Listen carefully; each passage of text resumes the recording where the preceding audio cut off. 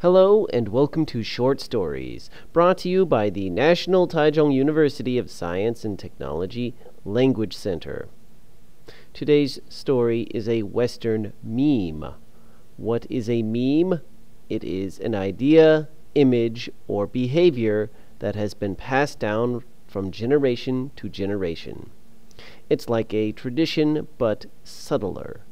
Memes spread and mutate like a living organism. For this reason, they are often thought of as cultural DNA. The meme I am talking about today is David and Goliath. This meme originated from a Bible story about a young boy who kills a giant. The words David and Goliath are so well known in Western culture that even people who have never read the Bible know what these words represent. That's the power of memes. To give you some context, this story takes place at the end of the Bronze Age, about 1000 BC. A group of people called the Israelites are at war with their mortal enemies, the Philistines.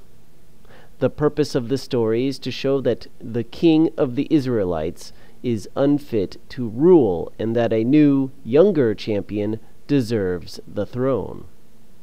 This plot isn't unique to the Bible. There are a lot of stories from many other cultures that follow this pattern.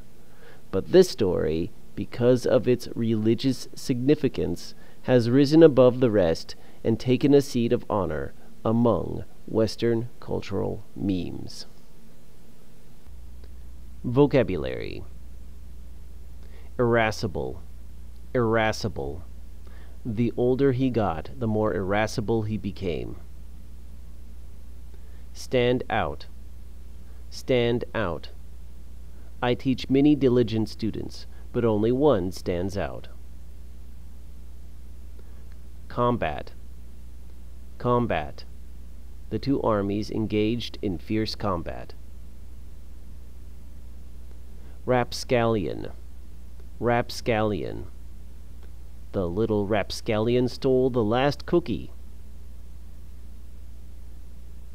Insouciance, insouciance. His insouciance about the billion-dollar deal made the other investors nervous.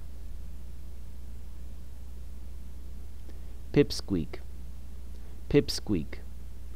The lion laughed at the mouse and said, "You're just a pipsqueak."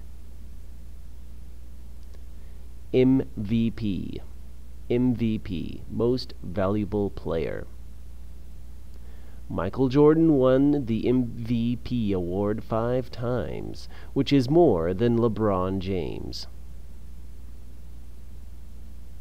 Triumph, triumph.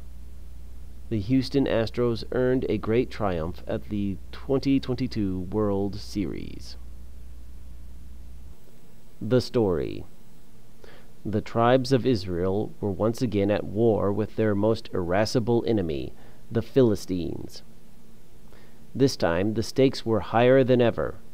The enemy army had invaded deep into Israelite territory. Thousands of Israelite soldiers had died in several devastating defeats. The two armies were now encamped on opposite hills in the valley of Elah. For several days, the two armies marched out in battle formation and hurled insults at each other. One Philistine soldier stood out from the rest, Goliath. Goliath of Gath was 2.9 meters tall. He wore bronze armor of the finest quality, and his spear had a bronze head that weighed 9.6 kilograms. He was kitted out in the latest and best military gear. Before him stood his shield-bearer, over whom he towered like a great oak tree. In his deep, booming voice, he shouted across to the Israelite soldiers, "I am Goliath, champion of the Philistines. Choose one of your men to be champion, so that he may face me in one-on-one combat. If he wins, we will lay down our arms and be your slaves. But if I win, all of Israel must surrender and become our slaves." Not a single Israelite soldier dared to step forward. "Where's our king?" asked one soldier. "Shouldn't he be our champion?" King Saul sat in his tent watching the battle formations below. The sight of the giant Goliath frightened him. He didn't dare to leave his tent. Suddenly, his top general, Abner, arrived. "I found a troublemaker disturbing the lines, sir," he announced.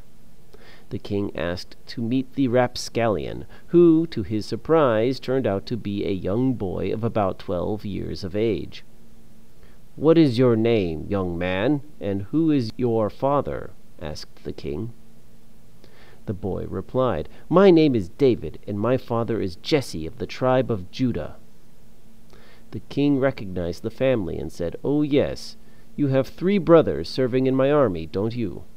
Now tell me, why would a boy from a good family like you cause trouble?" David stepped forward, stood firmly in front of the king, and declared, "I mean, your majesty, no trouble. I am at your service to go and fight this Philistine." The king laughed and said, You're just a kid. How can you fight a grown man who has years of military training?" David smiled and answered, "I am a shepherd, and a shepherd has to protect his flock from any threat. Why, I have fought and killed lions and bears that were bigger than this Philistine." The king was strangely impressed with the young boy's prideful insouciance. "You are brave, I will give you that," said the king. "But are you skilled enough to fight a trained warrior?" David's face grew serious, and he said, "The Lord who delivered me from the claws of the lion and the bear will also keep me safe from the clutches of this Philistine." The king decided to take a chance on the boy and declared him to be the champion. The king gave David the finest armor and weapons that he had to offer. He gave him a bronze helmet and a coat of mail. He even gave him his own sword, which was beautifully made with inlaid gemstones. David tried these on and said, "I can't wear these. They are too big for me." He left the fancy equipment in the king's tent and walked into battle armed with a shepherd's staff and a slingshot. The 2 armies were drawn up for battle. Out of the Philistine line stepped Goliath, his bronze armor glistening in the sun. Out of the crowd of Israelite soldiers came young David, his face smooth and ruddy. Goliath laughed and said, "What's this, a child? Is that the best that the Israelite army has to offer?" The entire Philistine army broke into laughter. Goliath then pointed his heavy spear at David and bellowed, "I call upon the gods Dagon and Astarte to bear witness as I crush this pipsqueak under my heel." David stamped his foot and replied, "You come against me with sword and spear and scimitar, but I come against you armed with the Spirit of the Lord, and he will deliver you into my hands. I will strike you down and cut off your head. This very day I will leave your corpse, and the corpses of the Philistine army, for the birds of the air and the beasts of the field to eat. Thus the whole world shall learn that Israel has a God." Goliath charged at David, his spear ready to strike. David put his hand into his bag and took out a stone, hurled it with the sling, and struck the Philistine on the forehead. The stone embedded itself in his brow, and he fell prostrate on the ground. The 2 armies stood in stunned silence while David ran up to the corpse. David picked up Goliath's sword and used it to cut off his head. The Israelite army shouted so loudly that it shook the ground. They charged at the demoralized Philistines, who turned and ran. Thousands of Philistine soldiers were killed, and thousands of kilos of loot were captured. Every soldier agreed that the man of the hour, the MVP, was little David, the shepherd boy. The king saw how popular David was and became nervous. He decided to make David part of his royal retinue. "Stay with me, and I will give you military training and make you a general," the king offered. David took him up on his offer and joined the royal guard. When the army returned to Jerusalem in triumph, many women, children, and old men came out to celebrate. A group of young women broke out into song. They sang, "Saul has slain thousands, and David has slain 10,000s." The king grew jealous and thought, "They give David 10,000s, but only thousands to me? If I'm not careful, I may lose my crown to him." The next day the king's mood grew worse. His advisers suggested that he listen to some music to lighten his mood. They called in David, who was a fantastic harpist, to play a song for the troubled king. As David played, Saul gripped his spear and contemplated nailing the boy to the wall. After David had left, the king felt a profound sense of fear because he knew that the Lord was with David, but the Lord was not with him. And now for the questions. Number 1. What was Goliath's challenge? A. He challenged any Israelite soldier to one-on-one combat. B. He challenged David to a game of cards. C. He challenged Saul to a foot race. D. He challenged Abner to a hot dog eating contest. The answer is A. He challenged any Israelite soldier to one-on-one combat. Question 2. Who accepted Goliath's challenge? A. King Saul. B. David. C. Abner. D. Jesse. The answer is B. David.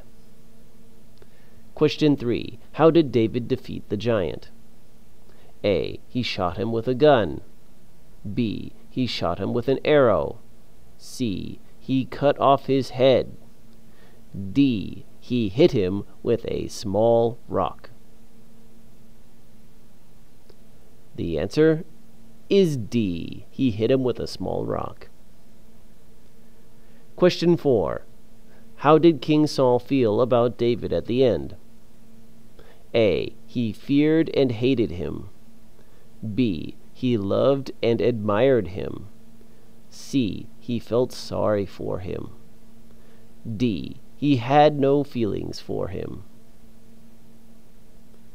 The answer is A. He feared and hated him.